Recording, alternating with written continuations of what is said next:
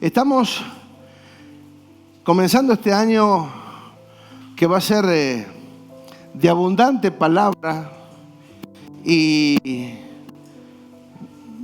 vamos a tener una confrontación en el buen sentido, permanente, de todo lo que tiene que ver con transformación, renovación constante. Cada palabra nos va a acompañar todo el año, o sea, todo el año vamos a estar hablando de renovación constante, vamos a estar hablando de la verdad presente, vamos a estar hablando de la administración, vamos a estar hablando de la iglesia orgánica, vamos a estar hablando de la disposición y del diseño eterno, ¿sí? Porque cada palabra que soltamos, de alguna manera, tiene un poquito de cada uno de estos títulos que hemos establecido para estos 6 bimestres en los cuales vamos a compartir la palabra. Estamos en este primer bimestre hablando acerca de la renovación constante, ¿sí? Renovarse constantemente, que es el desafío que todos tenemos, no para una reunión, sino para la vida, un renuevo para la vida. La palabra de Dios no fue diseñada para una reunión, ni para una religión, sino para una vida. Diga vida, por favor. Entonces, esta palabra tiene sentido o cobra sentido cuando nosotros entendemos el motivo o la esencia de la verdadera aplicación de esta palabra, que no es para en este ámbito solamente, sino para la vida. Entonces, renovarse tiene que ver con hacer que algo vuelva a lucir como nuevo, cambio o sustitución de una cosa. Renovación es una transformación gradual. La renovación siempre está orientada para mejorar, siempre implica cambios para bien.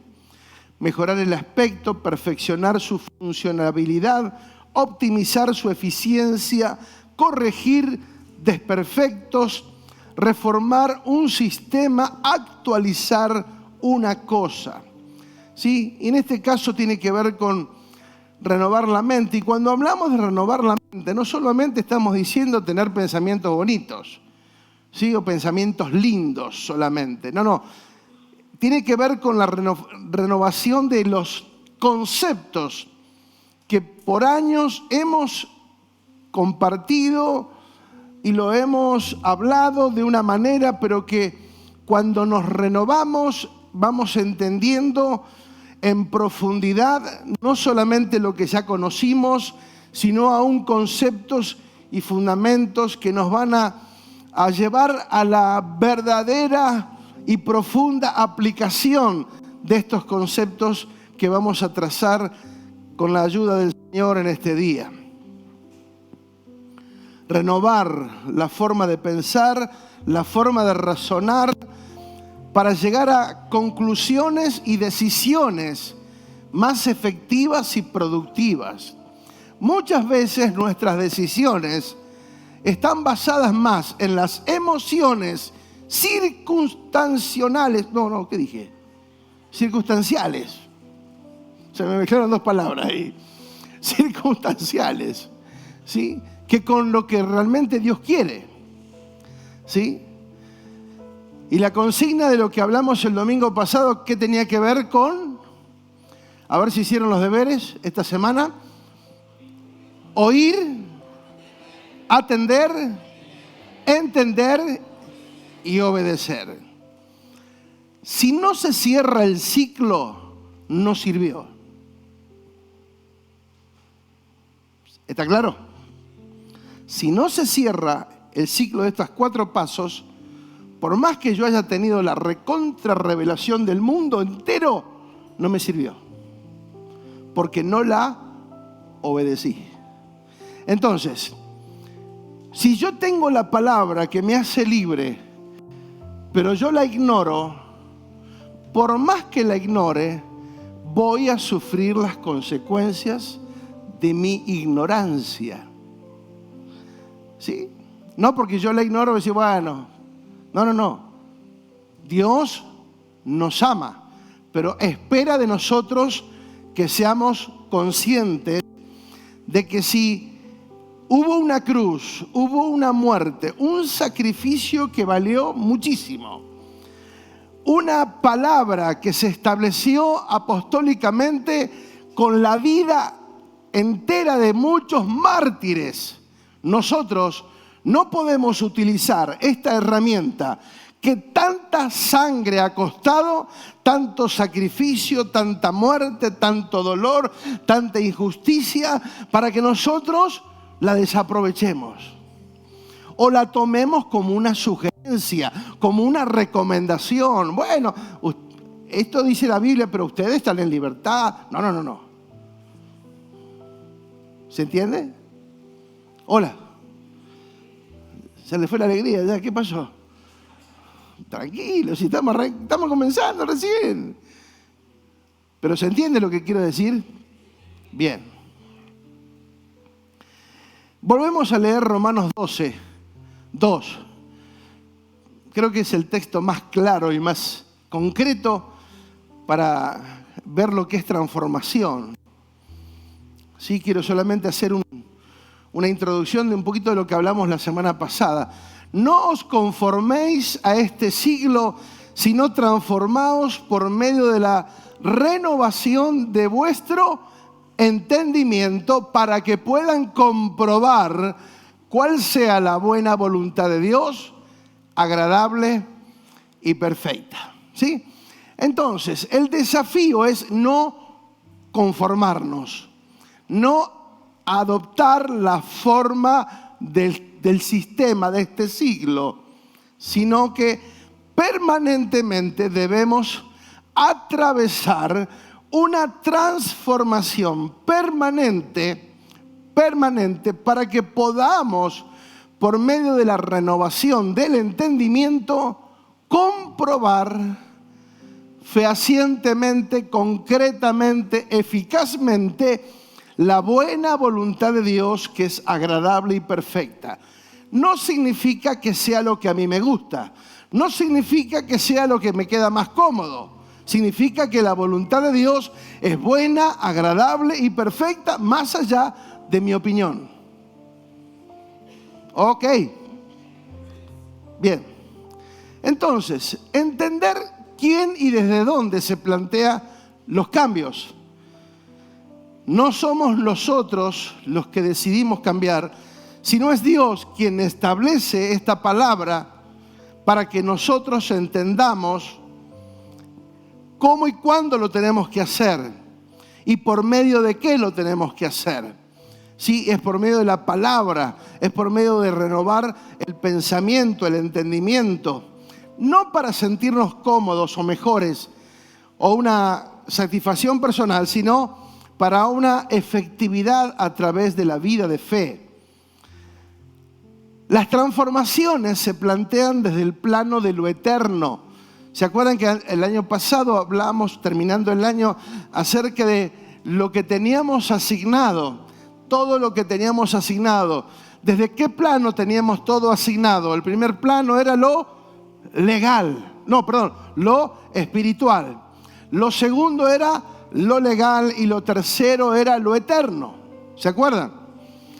Desde ese plano nosotros tenemos que establecer la renovación. No de lo que todavía no tengo, que es el plano terrenal. Porque si yo me baso en el plano terrenal, voy a ver deficiencias, que no puedo, que me falta, que no sé, que esta noche, que mañana es la cuestión que la fulana. No. ¿Se entiende? No es el plano natural, sino el plano espiritual, legal y eterno. Desde ese plano se plantea la renovación, porque tiene que ver con el plano espiritual. No es una simple mejoría, no, es algo poderoso. Conformarse es aceptar la realidad presente como única, como efectiva y como verdadera. ¿Sí? Conformarse es adoptar la forma del sistema, adecuarse, parecerse, actuar del mismo modo que el sistema. Lamentablemente, muchas veces vemos que en nuestras filas pasa eso, que no hay diferencia con lo que se plantea afuera. Los códigos que se manejan muchas veces dentro de la congregación o dentro de la reunión o dentro de la congregación de los santos, se plantean pensamientos y actitudes similares al sistema, al mundo, a lo que pronto va a desaparecer. Todo lo que es mundo desaparece para que lo eterno se haga presente para siempre. Por eso dice, no se adapten al sistema, no se muevan con los códigos de este sistema, no actúen con patrones de pensamiento similares al sistema. Sus conductas, sus actitudes, su forma de vida debe ser distinta, mejor, superior a lo que el sistema plantea hoy. Muchas veces rebajamos lo eterno al plano circunstancial por ignorar o por simplemente despreciar la palabra de Dios. No se adapten al sistema, a esta realidad presente. Y yo quiero tomar solamente 2 pedacitos de lo que vimos en Hebreos cuando hablamos de oír, atender, entender y obedecer. Hebreos 3, 7 y 8 que dice, por lo cual, como dice el Espíritu, si oyeres hoy su voz, no endurezcan el corazón. ¿Sí? No tenemos que tener un corazón obstinado, duro, rígido, porfiado. Yo sé que acá no hay gente porfiada. ¿No es cierto? Pero en otros lugares, en otras ciudades suele haber gente porfiada. ¿Viste como el perro que tumbó la olla?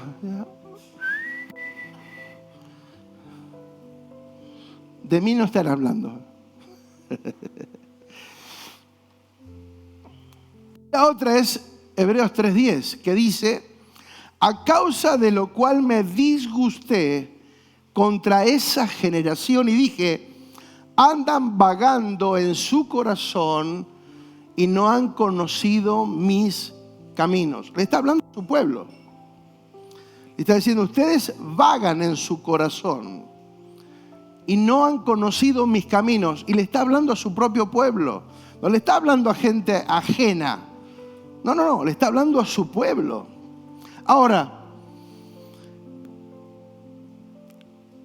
un pueblo que no entendió, lo explicamos la semana pasada, cualquier cosa vuelvan a escuchar el mensaje por YouTube.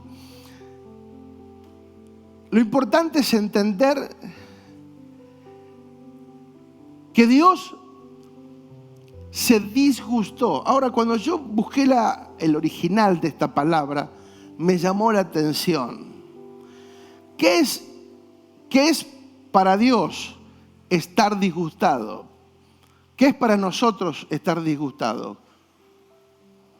¿Qué significa estar disgustado? Que no estamos a gusto, ¿no? Algo así podría ser. Pero en la palabra es más profundo todavía, porque dice ser vejado, vejado con B, vejado o algo irritante, sentirse indignado contra. Ahora, cuando busco la palabra vejar, ¿qué significa? Maltratar a una persona o hacerla pasar por una situación humillante o vergonzosa. Entonces, cuando Dios habla de me disgusté con mi pueblo, está diciendo mi pueblo me avergonzó, me humilló. Me siento indignado porque les di todo para que funcionen, pero lo despreciaron. Ahora, ¿qué diferencia hay hoy cuando yo sigo despreciando lo que está escrito? ¿Qué nos queda a nosotros hoy? En aquel tiempo, todos ellos murieron, más de 2,5 millones en el desierto. No lograron ver la tierra prometida por su incredulidad. y porque disgustaron el corazón de Dios. Qué interesante. Hoy Dios no nos va a matar físicamente, eso creo. Espero. Pero sí hay otros tipos de consecuencias. Porque dice, siempre andan vagando en su corazón. ¿Qué significa vagar? Vagar significa engañar, engañador, errar o error, extraviar, descarriar, seducir, fraude. O sea, yo puedo estar congregado, yo puedo cantar, yo puedo hacer todo. Sin embargo, en mi corazón estoy vagando. Porque el pueblo estaba yendo a la tierra prometida. El pueblo estaba en esa posición de caminar por el desierto hacia la tierra prometida. Pero sin embargo, no llegaron. Porque mientras transitaban, ellos manifestaron un corazón vagabundo, extraviado. Estoy, pero por dentro no estoy. Físicamente estoy, pero por dentro no. Sí, mi mente está extraviada, anda errante. ¿Por qué? Porque no tengo la solidez de la palabra establecida en mí. Entonces mi vida es algo errante. Pero ¿por qué andan errante? ¿Por qué dice andan vagabundo en su corazón? Y no han conocido mis caminos. Conocer mis caminos no es conocer un versículo de la Biblia y repetirlo de memoria. Amados, conocerle es conocerlo, es intimar, es tener una relación, es conocerlo en profundidad, en su realidad. Conocer es saber, entender, informar, llegar al conocimiento, comprender. Conocimiento, o sea, no es simplemente una relación superficial o una idea vaga o una información superficial. No, conocer es conocer. De hecho, que la palabra conocer en la Biblia dice que Adán conoció a Eva, tiene que ver con una relación sexual. A ese punto de intimidad cuando habla de conocer, cuando me habla de conocer a Dios, tiene que ver con algo mucho más allá que una simple superficialidad. Es conocer, es tener una unidad profunda, ser uno con Dios. ¿Vamos bien? Eso es un poquito lo que vimos la semana pasada, como introducción. Es interesante ver nuevamente que Dios se disgusta con toda una generación, porque era incrédula, rebelde y obstinada.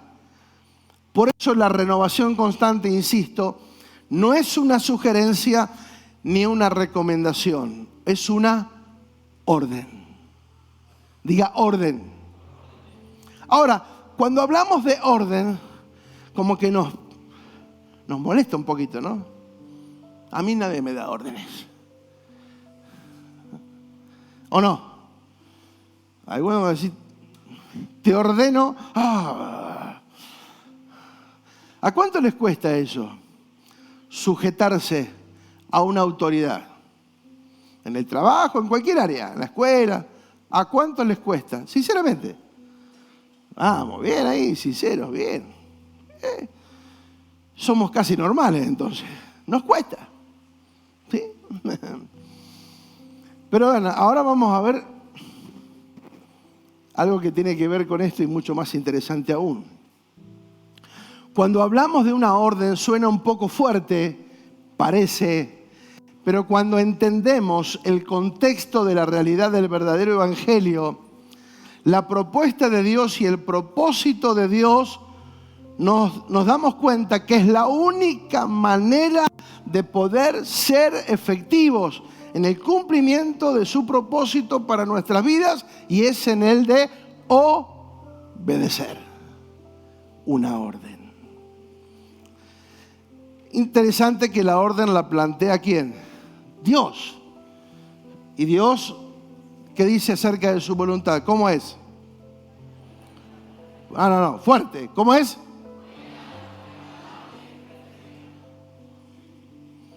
Entonces, cuesta obedecer cuando la voluntad es... ¿Cuesta obedecer? ¿Por qué cuesta obedecer todavía? Sabiendo que es buena, agradable y perfecta, nos cuesta obedecerla. Y acá vamos a entrar en el tema de hoy. La clave es recuperar el verdadero significado de la palabra discípulo.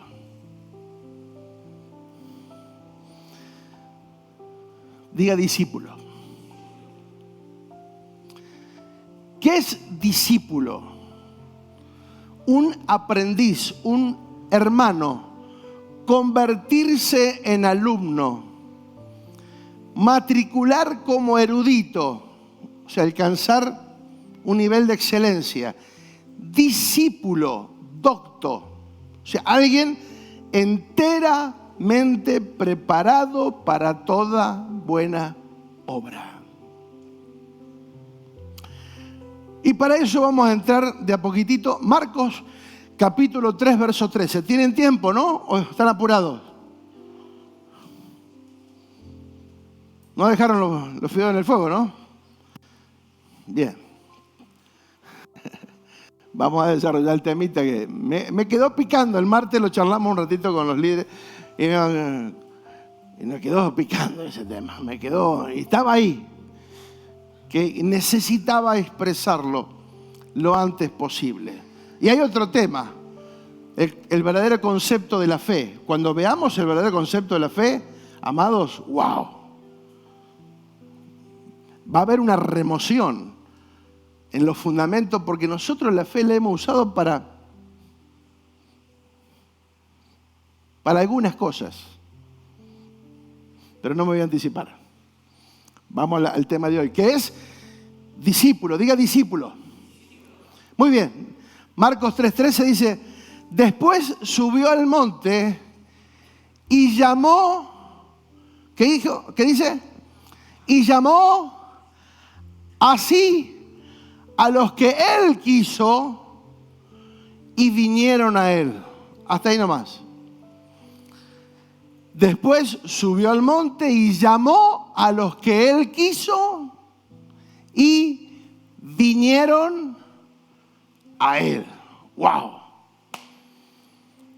Amado, hay mucha riqueza en esto, ¿eh? Mucha riqueza. Pero para empezar, como dijimos el año pasado, cuando hablamos de eclesia, ¿se acuerdan?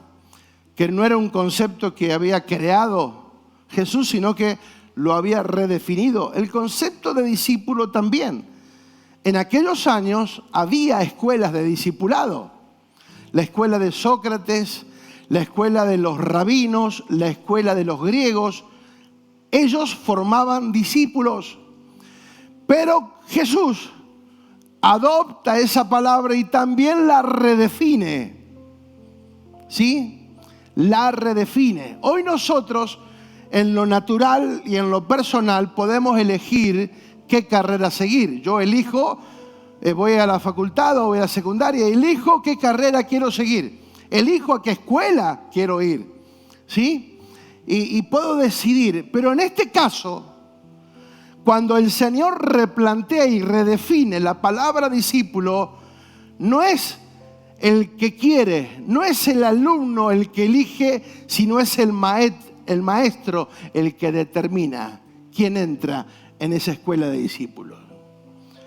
Por eso dice que Él llamó así. Él llamó así a los que Él quiso. Entonces, ser discípulo, en primer lugar, no tiene que ver con mi decisión. Ser un discípulo de Cristo no significa mi determinación personal. Yo quiero ser un buen discípulo. No. Primero está el llamado. Dios es el que llama. Y acá vamos a tener que comenzar a acomodar las antenas,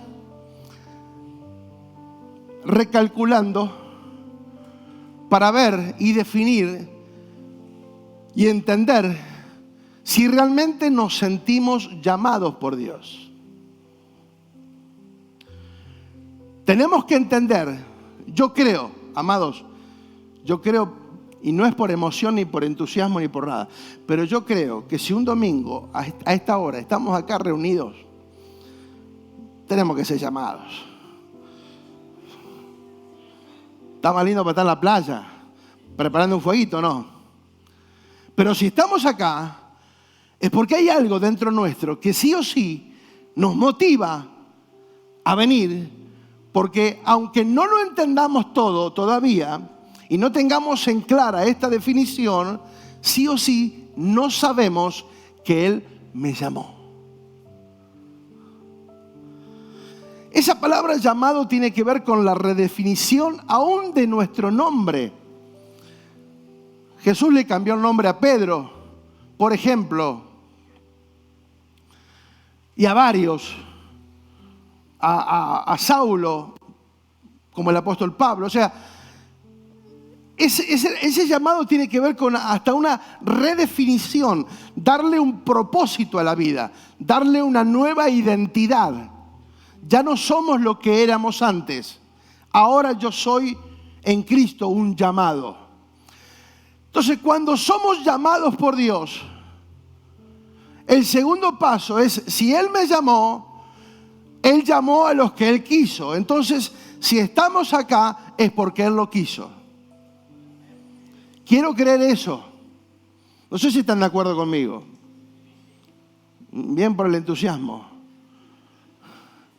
¿Se consideran discípulos, llamados o no? Sí. ¿Seguro? Sí. ¿Pero seguro? Sí. Bien. Entonces, en primer lugar, existe la palabra Él llamó. Y llamó así a sus discípulos. Ese fue el comienzo. Ese fue el comienzo. Ahora, Él llama, y cuando Él llama es volver a redefinir esta palabra en nuestro corazón que tiene que ver con elegido, tiene que ver con escogido. Dios te llama, Dios te escoge, Dios te elige. Diga, Dios me eligió.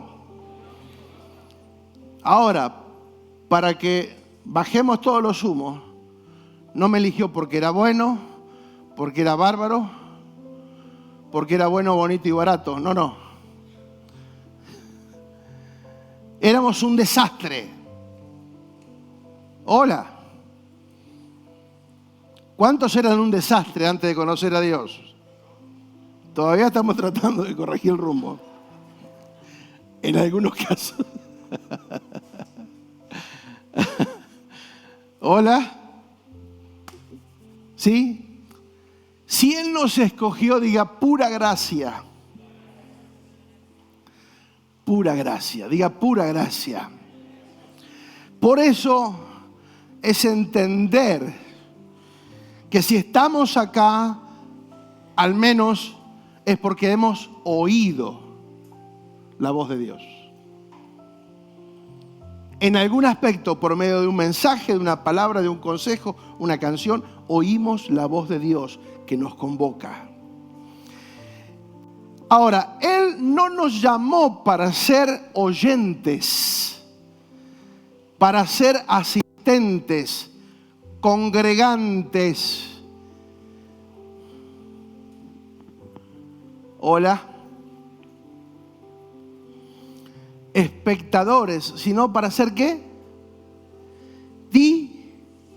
Discípulos. Para llegar a ser un alumno excelente. ¿Sí? Él nos llamó para ser discípulos. En esa etapa llamó a los que Él quiso. No fueron ellos los que eligieron. Pero vemos la reacción de los discípulos. Cuando Él llamó a los que Él quiso, ¿qué hicieron los discípulos? Vinieron a Él. A los verdaderos discípulos no hay que ir a buscarlos. Esos son niños mañosos, inmaduros. No son discípulos. Los discípulos oyen y vienen. Pero se les va la alegría rápido a ustedes. ¿Le sirve o no le sirve? ¿Le digo la verdad o le miento?, dijo Sojo. ¿Le digo la verdad o no? Estamos redefiniendo el concepto, vamos a redefinir, o vamos a empezar a redefinir el concepto de discipulado, porque es muy amplio, es muy amplio. Y solamente es una etapa, porque después de discípulo, ¿qué etapa viene? La de hijos. Pero bueno, eso será otro tema. Redefinir discípulos. El discípulo no hay que ir a buscarlo, no hay que entusiasmarlo, no hay que convencerlo, no hay que entretenerlo, no hay que insistirle. Los discípulos vienen. Los discípulos son seguidores, no perseguidos. Jesús no andaba casa por casa diciendo: venga, chicos, vamos a juntarnos hoy. Hoy nos reunimos a las 10:30. Por favor, no se olviden, pongan el despertador. No. Los discípulos venían. Hola.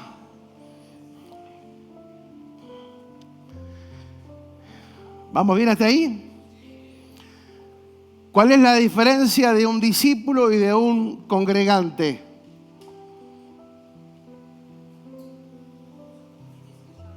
Que el discípulo viene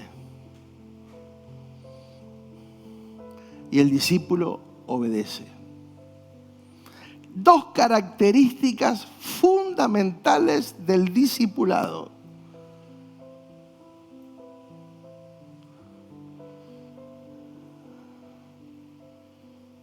Venir, oír, entender y obedecer. Fundamentales. Él no buscó a los preparados. Fíjate lo que dice el verso 14. Vamos al otro, el 14.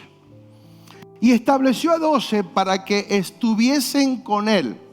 ¿Cómo dice? Para que estuviesen con él. Y para enviarlos a predicar. Primeramente tenían que estar con él antes de ir a predicar.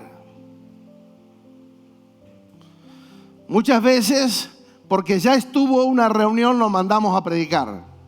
Porque estuvo en una célula, lo mandamos a predicar, pero nunca estuvo con él. Y esa es la gran diferencia. Ahí donde marca la historia, la diferencia. Por eso muchas veces hablamos, pero nadie nos escucha, porque nunca estuvimos con él. Y lo que hablamos no tiene peso, porque nunca estuvimos con él. Conocimos, oímos hablar de, pero nunca estuvimos con él. Y no es que tenga que estar personalmente con él. En mi intimidad, en mi corazón, en mi mente, buscando a Dios, leyendo y estudiando su palabra, estoy con él. Cuanto más le conozco, cuanto más conozco su voluntad, más estoy con él. Ahora, él no buscó a los más preparados, a los mejores, a los más sabios, a los intelectuales, sino que él a los que llamó, los preparó, los entrenó. No siempre los más capacitados son obedientes, pero siempre los obedientes pueden ser discípulos. Porque si un discípulo no es obediente, no es discípulo. Por eso se trata de un asunto de obediencia y no de sugerencia. Por eso en esta primera instancia llamó a sus 12, a sus íntimos, para que estuviesen con él. Esa palabra estuviesen significa las mismas relación de participación o proximidad, transferencia o secuencia. Estar con Él significa que Él les impartió, Él les dio de sí mismo, se brindó a ellos, les dio a conocer verdades, realidades espirituales que ellos desconocían y que solamente las podemos conocer si estamos con Él. Yo quiero que por favor nos metamos un poquito en el contexto. Jesús llama a 12. Estos 12 eran 12 bárbaros, en el sentido de que eran terribles, ¿sí? Eran rebeldes, eran de todo, ¿sí? Cuando Él los llama, les tiene que comenzar a enseñar, o sea, ellos tienen que comenzar a renovar la mente. Diga, renovar la mente. Porque tienen que cambiar el concepto religioso que ellos tenían. Porque te imaginás, yo quiero que usted se imagine un poquito, que de pronto estamos acá y uno aparece y nos llama y dice, bueno, yo me quiero revelar a ustedes, yo soy Jesús, el Hijo de Dios. Ah, mira qué bien. Yo soy Michael Jackson. Bienvenido.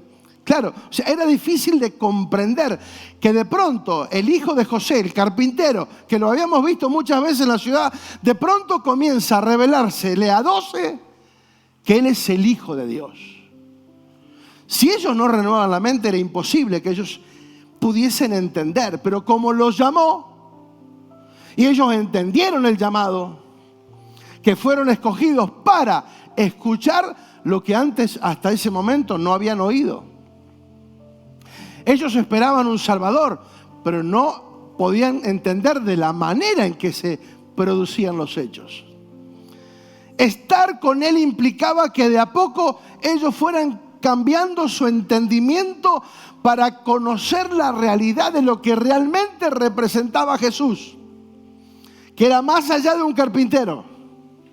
Ahora Él se les revelaría a ellos, se diera a conocer a ellos como el Hijo de Dios. Ellos no fueron llamados para conocer la Biblia. Ellos fueron llamados a conocer al Dios que estaba en Él. Al Verbo encarnado, la realidad de Cristo. Diga, realidad de Cristo. Y esa es la gran diferencia con conocer un versículo. Nosotros pensamos que porque conocemos la Biblia de memoria o sabemos texto de memoria. No. Conocer a alguien significa conocerlo, no aprender algo. Ellos no fueron llamados a conocer la Biblia. Y no digo que esté mal conocer la Biblia, pero esa es la segunda etapa. Primero lo conozco a Él y luego profundizo acerca de Él. Ellos en ese momento no tenían Biblia, pero sí comenzaron a entender lo que Él les decía. Comenzaron a entender la realidad eterna de lo que Él representaba. Era el Cristo, el Hijo del Dios eterno, el Señor de la historia, a quien el Padre había enviado y por medio de Él revelado los designios de su voluntad, de su propósito, de todo lo que habían profetizado acerca de Él. Aunque ellos fueran medios de rebeldones y demás, cuando Él los llama, ellos tenían el conocimiento de la Torá. Ellos sabían acerca de lo que había sucedido con Moisés. Ellos tenían la referencia. Ellos habían sido entrenados en la palabra. O sea, tenían la palabra, tenían la profecía. Pero ahora todo lo que ellos habían oído se les representaba delante de ellos en persona, en la figura de Jesús, el hijo de un carpintero. No sé si me alcanzo a entender lo que quiero explicar. O hacer entender porque no es fácil, digo, en el contexto en que se dieron, que de pronto una persona, diga, lo llama a 12 solamente y le comienza a revelar quién en realidad era. Y creer que ellos le iban a creer.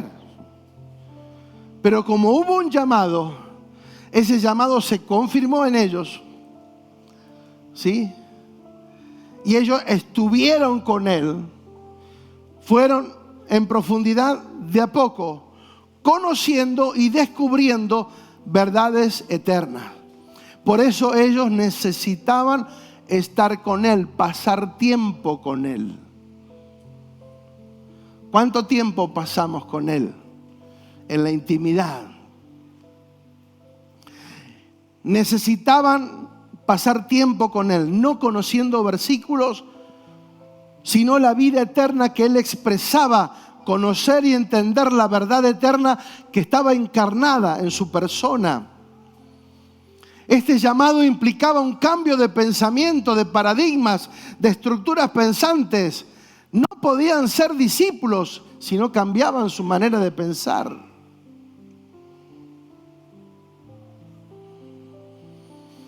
Debían replantear el entendimiento de la ley y de los profetas y de todas las historias que ellos tenían. Encima Jesús les decía, ustedes oyeron que fue dicho, mas yo digo. O sea, encima Jesús comenzó a confrontar la ley, que para ellos había sido lo que los había traído hasta ese momento. La ley para ellos era sagrada, pero de pronto Jesús comenzó a reformar de alguna manera la ley. Ustedes oyeron ojo por ojo, diente por diente, mas yo digo, amad, perdonad. Entonces, todo eso fue cambiando. Ellos tenían que ahora comprender lo nuevo, sin entender que era alguien que se estaba revelando, sino que era el Dios que sí se estaba manifestando a ellos. Antes de ser enviados, ellos necesitaban conocer y entender que el llamamiento de ellos era transcultural y transgeneracional. O sea, era más allá de su cultura, más allá de sus costumbres, ritos, tradiciones, y que no era para ellos solamente. El mensaje del Evangelio era para las generaciones futuras, que ellos solamente eran el eslabón, el primer eslabón, y de ahí en adelante sería algo que se transmitiría generacionalmente. Y el vínculo que Dios usa para transmitir esa realidad es la familia. Pero eso es otro tema, pero para que lo tengan en cuenta. El discipulado no pasa por alguien que los discipula. El primer ámbito donde se debe de discipular es la familia. ¿Vamos bien? Entonces, antes de que ellos conocieran y entendieran el llamado de irse a predicar, tenían que conocer todas estas cosas. Por eso el cambio de mente tiene que ver con un arrepentimiento que nada tuvo que ver con el significado que la palabra arrepentimiento, la religión le dio a la palabra arrepentimiento.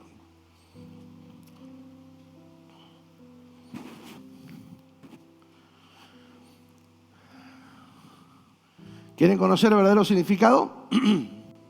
Es conocido, seguramente lo han escuchado. Diga metanoia. ¿Qué es metanoia? Cambiar la forma de pensar. Eso es arrepentimiento.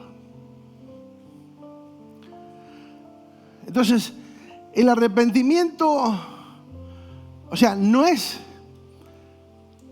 después que peco me arrepiento. O sí, después que peco me arrepiento, pero ese me arrepiento es cambio la forma de pensar. Ya no pienso como un pecador, pienso como un hijo santo. ¿Se entiende? ¿Se entiende o no se entiende? Porque arrepentimiento es cambiar la forma de pensar. Ahora lo vamos a leer en profundidad. Arrepentimiento, pensar diferente o después, reconsiderar, moralmente sentir compunción, ejercer la mente, comprender, captar, prestar atención, entender y considerar. Arrepentimiento tiene que ver con eso. Cuando yo peco, siento remordimiento, que es distinto. Porque siento el dolor de una transgresión, algo que hice mal y me duele. Le fallé a alguien y me duele. Eso es lo que sucede. Arrepentimiento es cambiar la mente. Ya no pienso más, fallé, porque pecar, ¿qué era? Errar al blanco. Entonces, si pecar es errar al blanco, arrepentimiento es cambiar la forma de pensar. Ya no tengo una mente vagabunda porque erro al blanco, sino que tengo una mente, la mente de Cristo, y con la mente de Cristo ahora doy en el blanco, y porque doy en el blanco me arrepiento. ¿Por qué? Porque estoy cambiando mi manera de pensar. Ya no pienso como antes. ¿Se entiende? ¿Se va capturando la idea? Un cambio basado en el conocimiento de la vida. El llamado de Dios es radical. Hoy hay muchas ofertas televisivas que ofrecen un evangelio más light, más liviano, sin compromiso. Voy cuando quiero, hago lo que quiero, vivo como quiero, hago como quiero. ¿Sí? Esa no es la idea, nunca estuvo en la mente de Dios tal concepto. Por eso es importante saber que el evangelio tiene que ver con compromiso. No es que hacemos las cosas para que nadie se ofenda. No, los discípulos no se ofenden. Hola, los discípulos obedecen.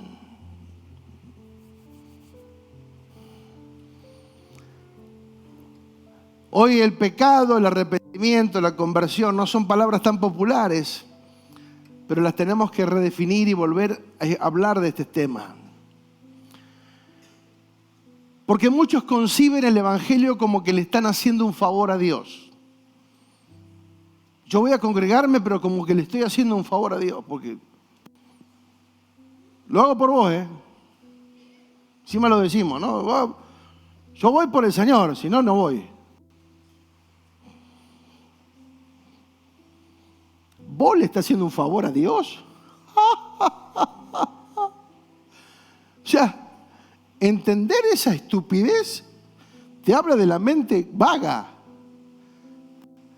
Como que Dios necesita de mí para seguir existiendo. Dios ya tiene sus discípulos que le van a representar en la tierra y quiere a Dios que seamos uno de ellos.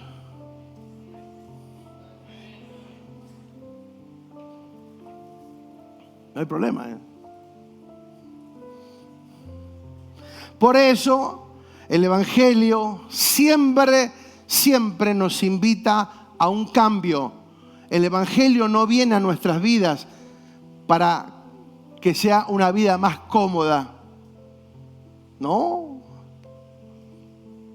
Porque esa es la oferta del evangelio.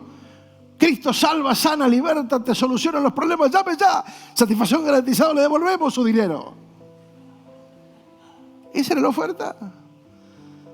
Dios te soluciona la vida. El tema es que hace 45 años que conozco a Dios casi. Y eso nunca sucedió. Él no viene a mejorar mi vida. Él no viene a mejorar tu vida. Él vino a darnos vida. Porque estábamos muertos. La intención de Dios nunca fue mejorarnos. Sí, Dios, porque muchas veces el Señor te saca de los vicios. Sí, es una parte, pero lo hemos dicho muchas veces hace tiempo. Una media verdad, ¿qué es? Una mentira. Si yo digo una verdad a medias, es una mentira total. Porque sí puede sacarte de un vicio, sí puede transformar tu realidad de vida, sí, claro que nos satisface porque nos da la paz. Tenemos paz, tenemos la seguridad de la salvación. Sí, tenemos paz en nuestro corazón. Eso ya es un beneficio. Aunque afuera estamos en Irak, las bombas nos caen por todos lados, pero tengo paz que antes no tenía. Porque la paz no es ausencia de problemas.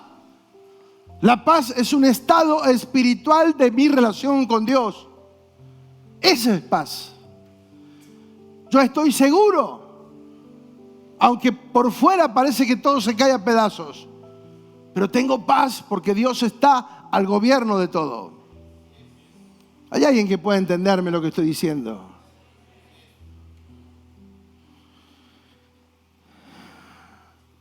Por eso antes de enviarlos a predicar tenían que estar con Él. No se trata de convertirnos en evangélicos, sino en discípulos del reino, discípulos de gobierno de Dios. La iglesia no es un club religioso, sino la expresión de la vida de Cristo, el reino de Dios. Por eso les enseñó que abrazaran lo que se les estaba revelando, lo que había llegado. ¿Qué era lo que había llegado? A través de Cristo, ¿qué era lo que había llegado? ¿Qué es lo que predicaba Jesús? ¿Qué decía? El reino de los cielos ha llegado. Entonces Jesús le transmitió esta verdad a sus discípulos para que ellos tomaran esa verdad y la hicieran propia. Ellos no entendían demasiado todavía, pero le creyeron. Por eso digo, la importancia de ser un discípulo no es que ya lo sé todo, lo obedezco todo, aunque todavía no lo entienda. Porque esa es la clave de un discípulo. O nosotros vamos a la escuela y todo lo que dice el profesor se lo refutamos, se lo cuestionamos. No, le creemos. 2 más 2 son 4, perfecto, 4. A partir de ahora 2 más 2, 4, se terminó. Incorporamos una verdad y la aplicamos. ¿Y funciona o no? Por eso es importante entender esto. Ellos conocieron que tenían que estar cerca del Rey, conocer y entender el reino de Dios, ese reino que era superior a todos. Porque ellos primeramente, cuando ellos escucharon hablar del reino, ellos pensaron que era para ellos. Era el gobierno local, era el gobierno de Jerusalén o de Israel. O sea, que abarcara su sitio. No. Cuando el Señor le dijo, es el reino de los cielos, ha llegado para abarcarlo todo, para llenarlo todo con el evangelio, hasta lo último de la tierra. Entonces, ahí es donde se les cambia el panorama. Porque ahora ellos tienen que entender que es transgeneracional y transcultural. O sea, tienen que salir del pensamiento que solamente era para ellos. Discipulado es por y para la vida. Instrucción y capacitación para la vida. No para una reunión, no para ser evangélicos. Por eso Jesús comienza a enseñarles en el contexto en que ellos se movían. Jesús comienza a caminar con ellos y les comienza a enseñar. En primer lugar, Él abraza o comparte o toca los leprosos, que para ellos era prohibido. Los leprosos eran maldición. Les tenían prohibido acercársele y Jesús fue y los tocó y los abrazó. Entonces les rompió un paradigma. El Señor Jesús se acerca a la samaritana, cosa que tampoco podían. O sea, fue rompiendo todos los esquemas. Si Jesús sanaba y hacía milagros en el día de reposo, cuando supuestamente para la religión judía nada se tenía que hacer. Entonces Jesús les fue enseñando para la vida cómo era ser un discípulo. Les enseñó a amar, les enseñó a servir, les enseñó a ser compasivos con la gente, a tener una relación con el necesitado. Jesús les enseñó a pagar los impuestos, a lo que es del César, lo que es del César, y a Dios lo que es de Dios. Dale a cada uno lo que corresponde. O sea, Jesús les enseñó cómo vivir una vida, no como ser religiosos. Por eso la diferencia de discipulado no es en un aula, sino en la vida. Muchas veces pensamos que porque le demos 10 clases de discipulado a una persona ya es discípulo. No, error. Podemos estar 1 año hablándole a alguien de ser discípulo y esa persona jamás comprender el verdadero significado porque nunca lo lleva a la práctica. Porque en la primera de cambio desobedece, porque en la primera de cambio hace cualquier cosa, no es un discípulo. el discípulo obedece. Entonces Jesús les enseñó que el discipulado era por y para la vida. Trabajen honestamente, sean responsables, paguen sus impuestos, honren a Dios con lo que tienen que honrar, amen, perdonen. ¿Era para la vida o no? ¿O esas cosas no las tenemos que vivir todos los días? ¿Sí o no? Amar, perdonar, ser compasivos, ser sensibles. Son cosas que tienen que ver con la vida, no con una reunión ni con una religión. Por eso el discipulado de Dios es para la vida. ¿Cómo tenés que ser como padre? ¿Cómo tenés que ser como esposo? ¿Cómo tenés que ser como hijo? Ahora, si yo desobedezco, ignoro, claro, no seré discípulo, simplemente. ¿Cuál es la relación entre nosotros? Ahora lo vamos a ver. ¿Cuál debe ser la relación entre nosotros? El vínculo interpersonal con otras personas, ¿cómo tiene que ser?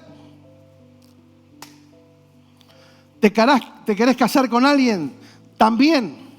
O sea, todo está en la Biblia, todo. Porque eso es discipulado. Que vos seas entrenado para la vida.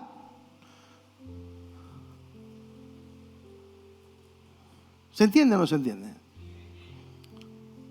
Un discípulo es el que se forma para la vida, para ser un buen empleado, para ser un buen empleador, para ser un buen maestro, para ser un buen alumno, para ser un buen esposo, una buena esposa, un buen hijo, un buen padre, lo que sea, un buen político. Si fueran, por eso tenemos que discipular las naciones. Tenemos que levantar discípulos que lleguen a la política, pero que sean discípulos. No de una religión, sino discípulos de Cristo. ¿Se entiende o no se entiende? En tu trabajo hace falta un discípulo. Te están buscando. ¿Dónde te moves? Hace falta un discípulo. Si entendemos que somos llamados, ese es el ámbito donde debemos de manifestarlos. Todos pensamos que ser discípulo tiene que ver con venir a un lugar y ser parte de una actividad religiosa dominguera o sabalera. No, sabalera no, sabatera, sabalera. No es con una actividad. Que está bien las actividades, bárbaro, no hay problema. Van a seguir estando. Pero ¿se va entendiendo o no? Que no es para una religión, no es para ser evangélico. Es para ser un discípulo dentro de mi ciudad. Y en los ámbitos donde nos toque desarrollarnos. Un discípulo no hace trampa. Hola.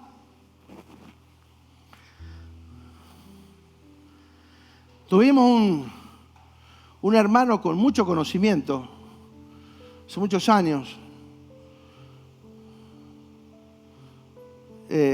Conocimos, no voy a dar ni fecha ni lugar ni nada, pero digo, conocido en lo que era la construcción. Y en una oportunidad le dieron un plano para hacer una casa y él, el ingeniero, él consideró que eran demasiados los hierros. Así que él le puso hierros más chicos que los que el plano decía. Porque él, como tenía conocimiento, era maestro mayor de obras, dijo, no hace falta tanto hierro si al final... Y le puso menos. El tema es que cuando vieron la inspección, le hicieron un juicio, casi pierden la matrícula, tuvo que pagar, no sé, una multa grandísima, tuvieron que parar la obra. ¿Por qué? Porque en lugar de obedecer un plano, hizo lo que le pareció que era bien. Seguramente esa casa no se iba a caer, pero no se trata de lo que a mí me parece. ¿Se entiende? Se trata de lo que realmente hay que hacer cuando hay algo que es legal Cuando hay un plano y es legal, tengo que obedecer. El tema es que muchas veces no creemos que lo que está escrito en la Biblia es legal. A ese punto. ¿Se entiende? Lo tomamos como una sugerencia, como un consejo. Bueno, yo les doy un consejito, fíjense. No. Dios te dice, ¿querés hacer esto? Bien, hace esto, esto y esto. Y vas a dar con esto. Clarito como el agua. Ahora, tenemos que obedecer. Diga, obedecer. Por eso el aprendizaje no fue conceptual, sino vivencial. No fue una transmisión de conceptos, sino en la vida. Jesús caminó con ellos. No fue una cátedra en un aula, sino en el contexto de la vida misma. Rompió los paradigmas. Enseñó a amar, perdonar, servir, a tener compasión. En la religión, escuchá esto que anotalo, pero anotalo, con letras grandes así. En la religión aprendimos a competir, celos y envidias. No, porque yo cuando lo hago mejor. Diga competencia. Pero los discípulos fueron enseñados por Jesús a compartir, no a competir. Cristo te enseña a compartir. La religión te enseña a competir, a ver quién es mejor. Ay, ese silencio, el que calla, ¿cómo dice el texto?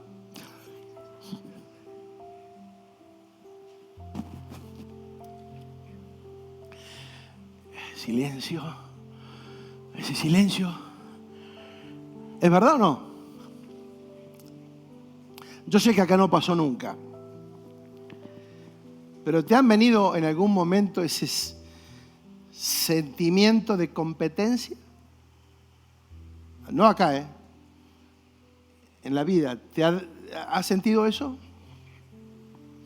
Eso tiene que ver con lo que aprendimos a través de la religión.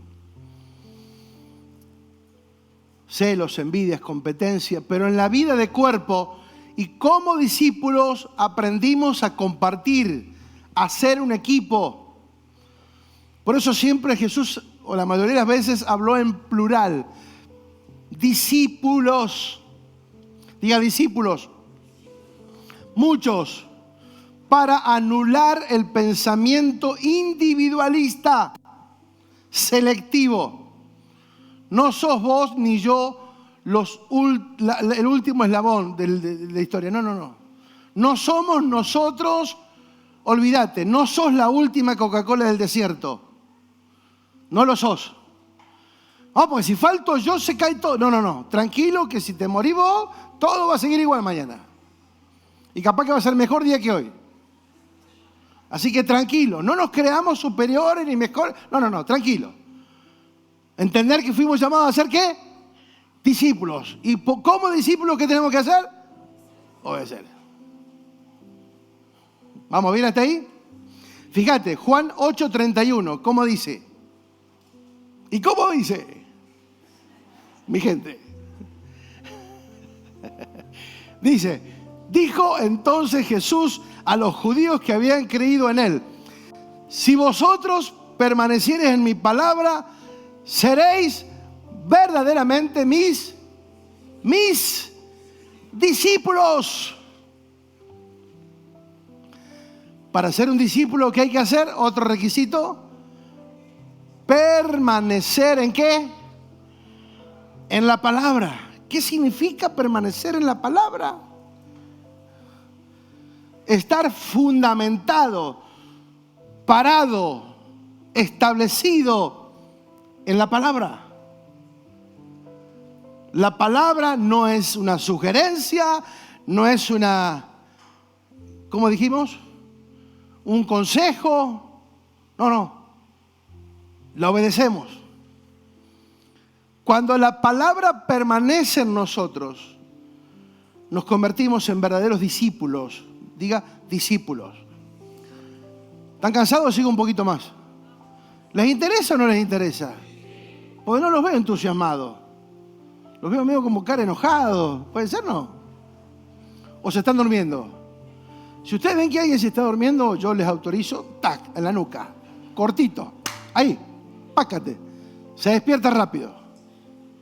¿Está? Autorizado. Si no, bajo yo y les doy una mano.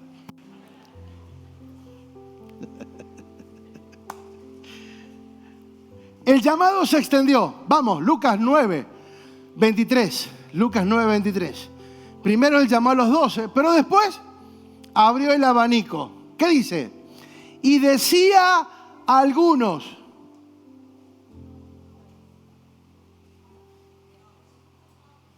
¿Compramos una pantalla más grande o no le cansa esto? Y decía a todos. ¿A quiénes?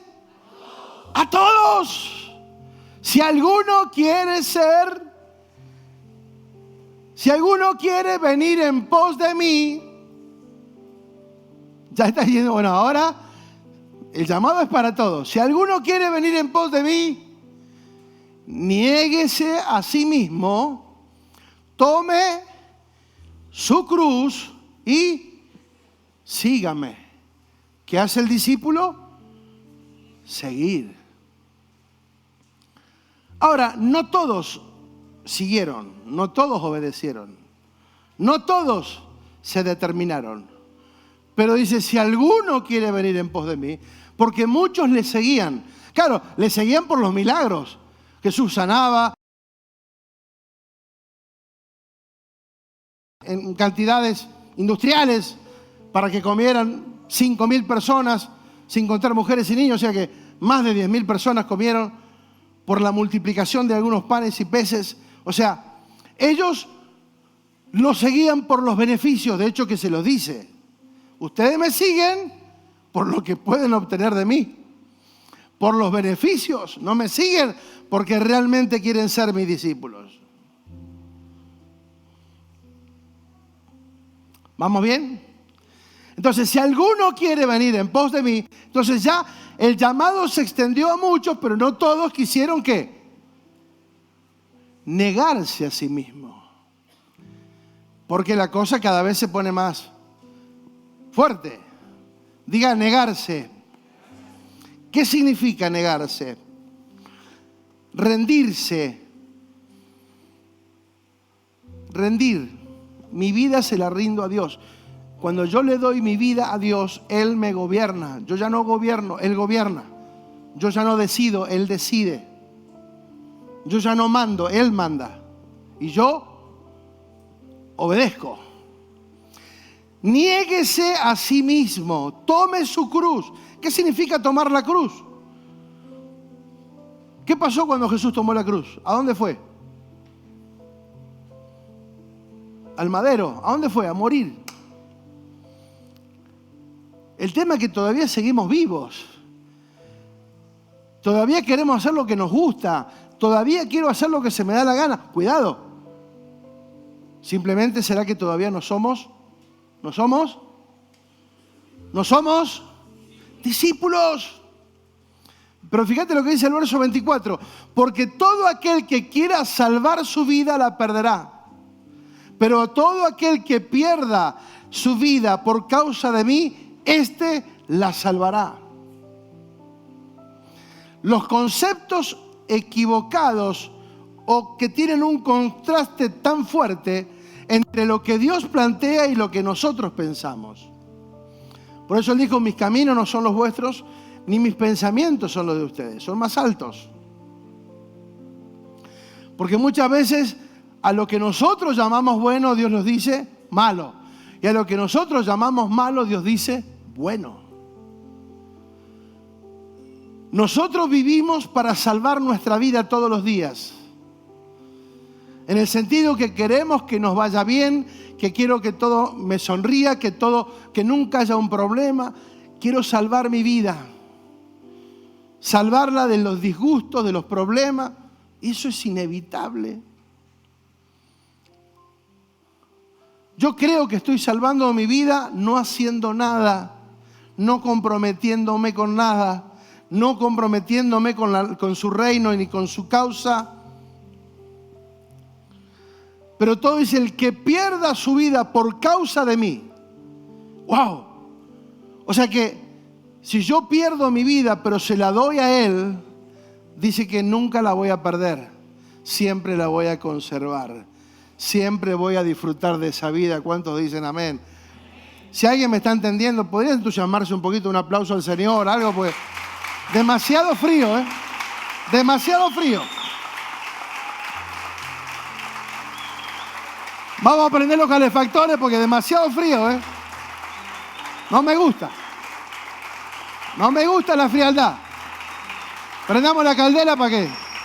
Poquito de fuego, ¿eh? Vamos. Mateo 28, 19. Un pantallazo rápido. La gran comisión, o lo que en la Biblia muchas veces menciona como título, la gran comisión. Por tanto, id y haced discípulos a las naciones. ¿Qué hay que hacer? Ir y hacer. Los discípulos no vienen hechos. Los discípulos se forman, se hacen. Por eso el mandato de la iglesia fundamentalmente es hacer discípulos, no oyentes, no espectadores, discípulos. Id y haced discípulos a todas las naciones, bautizándolos en el nombre del Padre, del Hijo y del Espíritu Santo, enseñándoles que guarden todas las cosas que les he mandado. Que las guarden, que las atesoren, que las incorporen a su vida. Enseñen lo que yo les mando. O sea, esa fue la clave. Pero vamos a avanzar porque ya es la hora. Y tengo todavía un ratito. Hechos 6, capítulo 6, verso 1. Ya la iglesia funcionando. Ya vino el Espíritu Santo en el aposento alto. 120 fueron llenos del Espíritu Santo. Y ahí la iglesia explotó y salió a las calles. Y aparece el crecimiento, la multiplicación, que esto un poquito es lo que queremos ver también, para entender algunas realidades. Entonces el discípulo hay que hacerlo, no se hace, se forma. Hay que formarlo, hay que enseñarle, con palabras, pero con hechos, con manifestaciones, con frutos, con resultados. Hechos 6, verso 1 dice, en aquellos días, como creciera el número de los discípulos, hubo murmuración de los griegos contra los hebreos. ¿Qué hubo? ¿Quiénes fueron los que murmuraron? Los griegos, no los discípulos. Los discípulos no andan ni murmurando, ni chusmeando, ni criticando. Los discípulos son parte de la solución. Oh, la. Oh, la. ¿Vamos bien? ¿Quién decía, mirá cómo te quedó el ojo? ¿Claudio era no? ¿Vos ojo? Alguien dijo alguna vez eso. En aquellos días, como creciera el número de los discípulos, hubo murmuración de los griegos contra los hebreos, de que las viudas de aquellos eran desatendidas en la distribución diaria. Entonces, los 12, el equipo entrenado pura y exclusivamente por Jesús, convocaron a la multitud de los discípulos y dijeron, no es justo que nosotros dejemos de compartir la palabra de Dios para que atendamos las mesas. Busquemos, pues, hermanos, entre vosotros a 7 varones para servir las mesas. Escuchá, para servir las mesas. 7 varones de buen testimonio, llenos del Espíritu Santo y llenos de sabiduría. ¿Para atender qué? Las mesas nada más.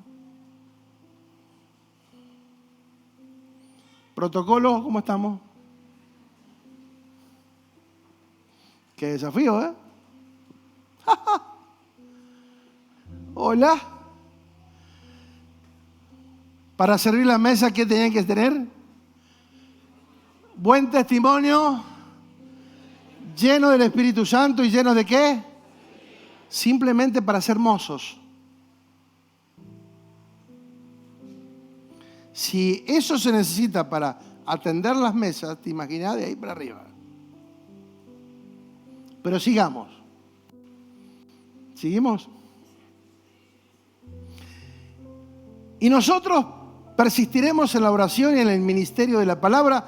Agradó la propuesta a toda la multitud y eligieron a Esteban, varón lleno de fe y del Espíritu Santo, a Felipe, a Prócoro, a Nicanor, a Timón, a Parmenas y a Nicolás, prosélito de Antioquía, a los cuales presentaron ante los apóstoles, quienes orando les impusieron las manos, y crecía la palabra del Señor, y el número de los discípulos se multiplicaba grandemente en Jerusalén. También muchos de los sacerdotes obedecían a la fe. Otro error conceptual. Los discípulos forman discípulos. No, el discípulo tiene que formar el pastor. ¿De dónde sacamos eso? Los discípulos forman discípulos. Las ovejas, ¿qué hacen? ¿Qué tienen? Ovejas. No es muy... Está bien que estén dormidos, pues ya se tiene que haber despertado. La oveja tiene lana, 2 ojos, 4 patas. Oh, Dios. Padre eterno. Santo. Como veo que no entendieron, voy a comenzar otra vez. Buenos días, ¿cómo están? Buen día, ¿todo bien? Abran sus Biblias, por favor, en Marcos. Santo Dios.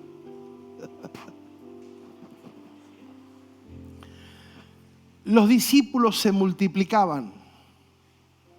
Es una cadena, es una multiplicación. Soy discípulo y me rodeo de gente a las cuales discipulo con mi ejemplo, con mi palabra, con todo. Discipulado. Entonces, cuando te juntás con alguien, tenés que saber que fuiste llamado para eso, no para pavear, no para criticar, no para murmurar con nadie, no, para ser discípulo. Más vale que si te juntás con alguien te pongas a hablar de la palabra. Ay, qué espiritual, pastor. No, ¿viste cómo estaba vestida el domingo? Ah, no.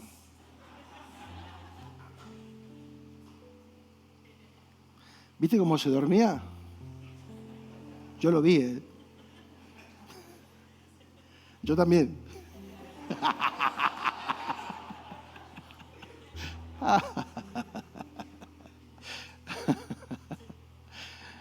Voy a traer agua de acá, así un balde.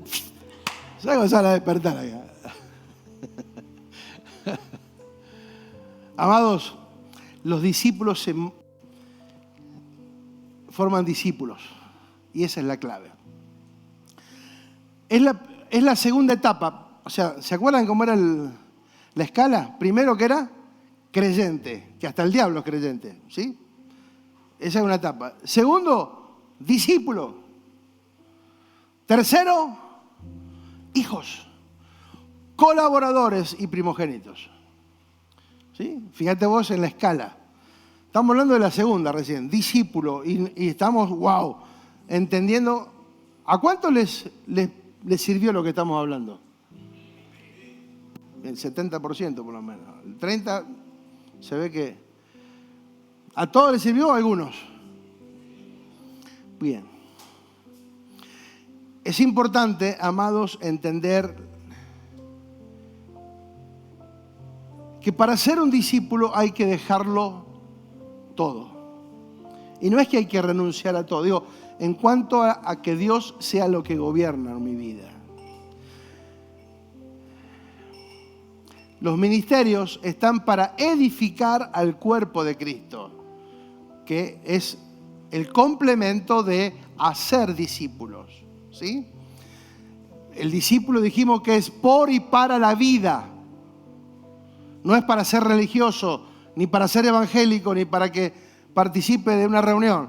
Damos 10 cursos hacemos un curso de 10 meses o de 5 meses, un año de discipulado para que pueda tocar la guitarra. No. Esos fueron conceptos que tenemos que erradicar, pero de raíz. Pues no es para una actividad dentro de un lugar. ¿Se entiende o no se entiende? Es para la vida. Discipulado es para la vida. Afuera te tenés que enfrentar con realidades donde tenés que aplicar esto, las verdades eternas. ¿Amén o no amén? Mateo 5:1 dice, voy a leer algunos textos rápidos. Viendo la multitud, subió al monte y sentándose, vinieron a él sus discípulos. Una vez más, vinieron a él. Y entrando él en la barca, sus discípulos le siguieron. Vinieron y le siguieron. Vinieron y le siguieron. Vinieron y le siguieron. Los discípulos vienen, están, siguen.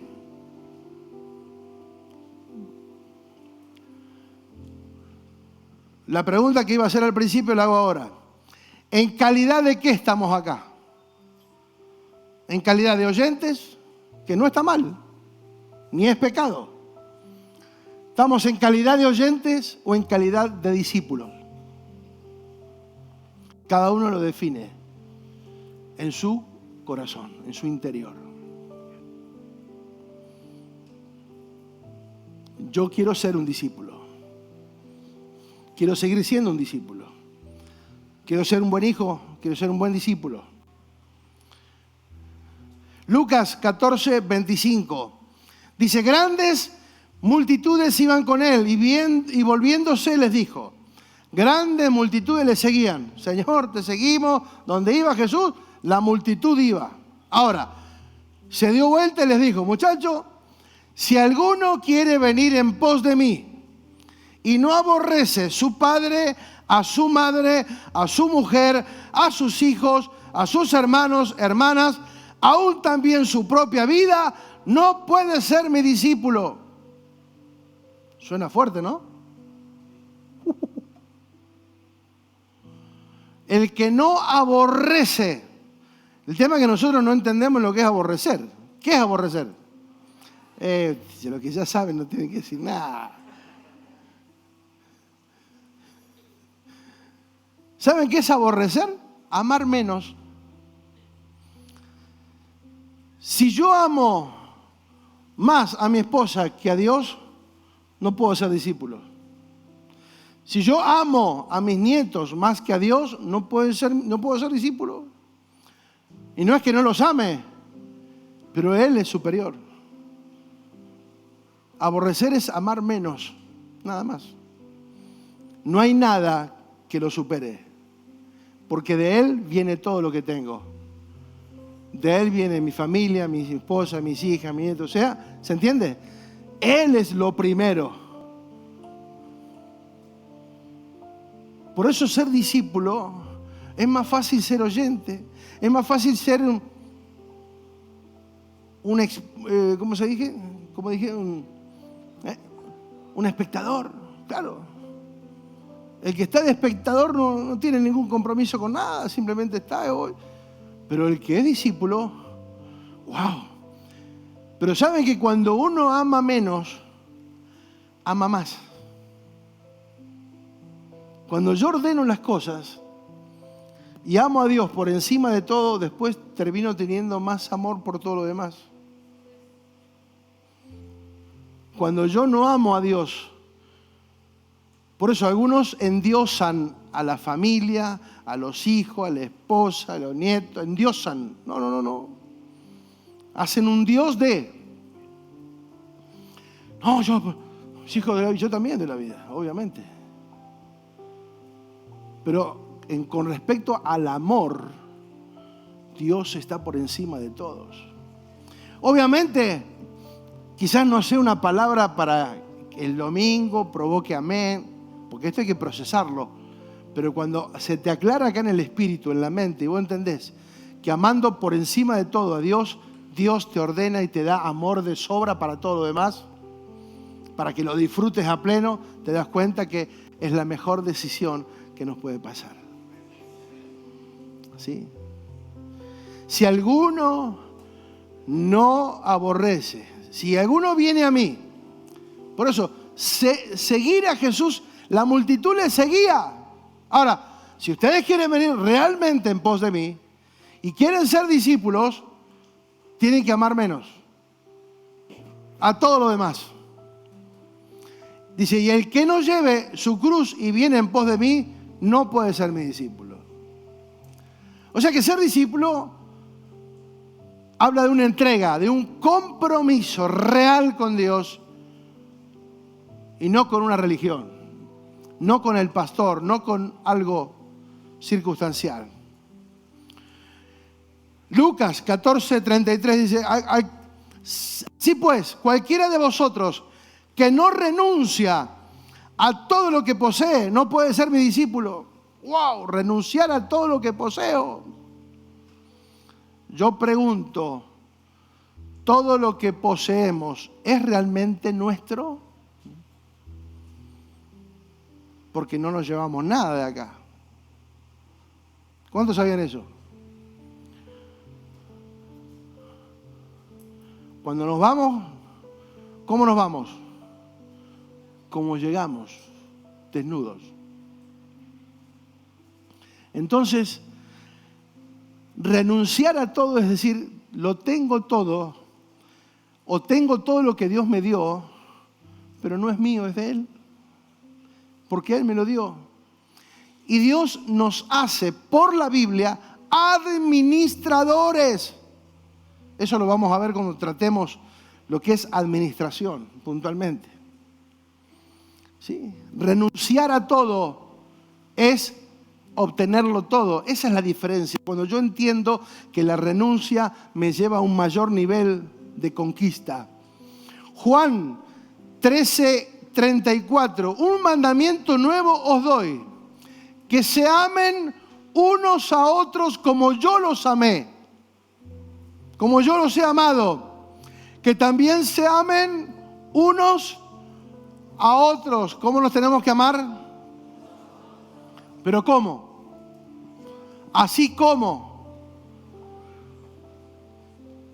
yo los he amado. 35. En esto conocerán que son mis discípulos porque se aman unos a otros. Cuando vos estás criticando a un hermano, cuando estás murmurando, quejándote de un hermano, lo que estás haciendo, la Biblia, ¿sabés cómo lo llama eso? Homicida.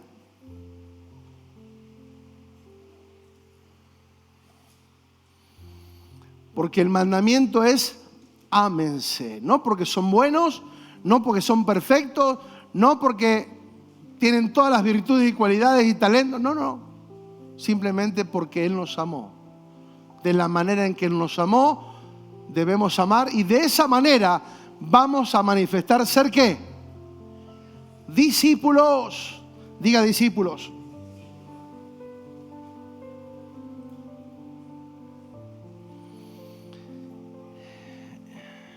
Termino con esto, hay 2 versículos más, pero termino con esto. Hechos capítulo 9, verso 10, habla de la conversión de Saulo, que fue luego del apóstol Pablo.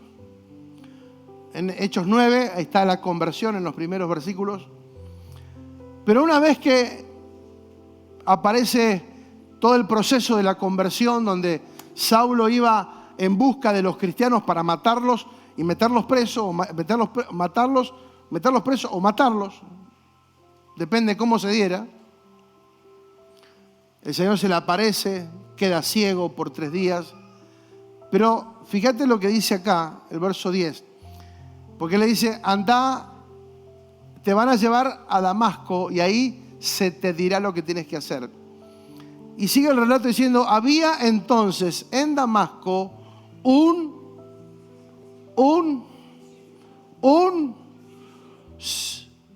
oyente.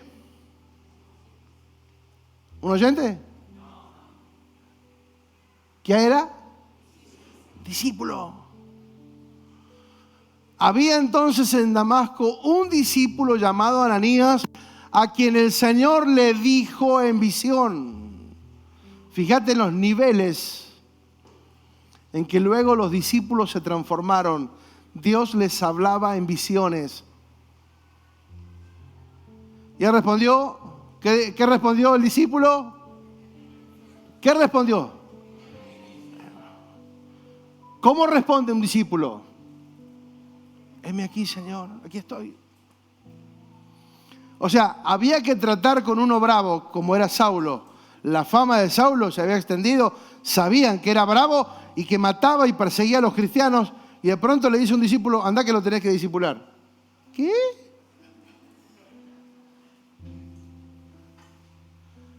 Anda que tenés que discipular a Pablo Escobar. ¿Qué? Era más o menos así. Pero ¿por qué era qué? Escuchó a Dios y ¿qué dijo? Heme aquí. Pregunto, ¿salió bueno el apóstol Pablo? Pero ¿quién fue la primera mano que lo capacitó? Un discípulo llamado Ananías. Había en Damasco, al menos había en Damasco, un discípulo. Y con esto cierro. En Comodoro, ¿habrá un discípulo al menos? ¿Habrá un discípulo en Comodoro al cual Dios pueda hablar? ¿Habrá alguien que pueda escuchar a Dios y decir, Señor, heme aquí, acá estoy, para lo que necesites?